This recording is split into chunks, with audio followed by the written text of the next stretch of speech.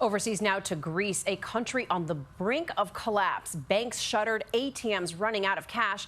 Lehman Brothers staff arrived at work in London this morning to be told the bank had been put into administration. Le rating est un outil essentiel de l'évaluation du risque de crédit. Bienvenue dans Tout le monde veut briller en soirée, un concept de la finance défini en quelques minutes.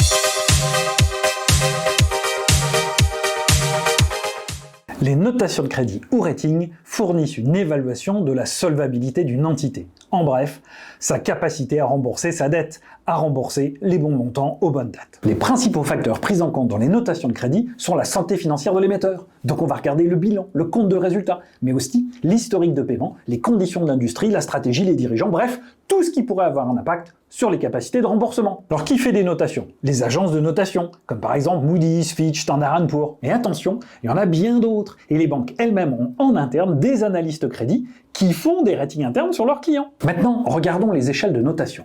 Elles vont habituellement de AAA, la meilleure solvabilité, jusqu'à D. Non, D pour défaut. Si, défaut. Prenons l'échelle Standard & Poor's. Pour chaque rating, on a une estimation de probabilité de défaut. Défaut à 2 ans, à 10 ans et ainsi de suite. Si on descend les ratings, on a quoi? AAA, AA+, AA-, triple B, triple B+, triple B-, et je fais un premier arrêt.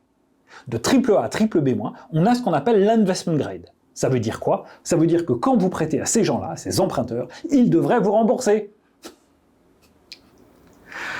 Ensuite, de WB+, jusqu'à la fin, c'est pas de l'investment grade. On parle de non-investment grade, de sub-investment grade, de speculative grade. Ça veut dire quoi? Ça veut dire que quand on prête à ces gens-là, vaut mieux aimer le sport. Alors ça veut dire quoi? Quand on prête, les taux vont être plus élevés, puisque plus risqués. C'est ce qu'on appelle du high yield, du haut rendement. Prenons un exemple. Un émetteur avec un rating de B a une probabilité de défaut à un an de 3,8%. C'est énorme! Alors vous allez me dire 3,8 c'est pas énorme. Ok, probabilité de défaut à 10 ans, 25%. D'ailleurs, si vous regardez les clients entreprises des banques, 75% de ces clients sont des clients investment grade. Ouais. Maintenant, comment ces notations de crédit affectent différents acteurs du marché?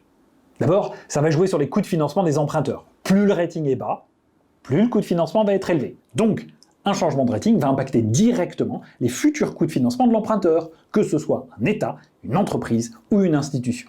Ça joue aussi pour les investisseurs. Prenons un gérant d'actifs. S'il a vendu à ses clients un fonds obligataire investment grade et qu'une des obligations qu'il détient passe en non-investment grade, il devra la vendre, entraînant par là même la baisse du titre et donc la hausse du taux d'emprunt de l'émetteur.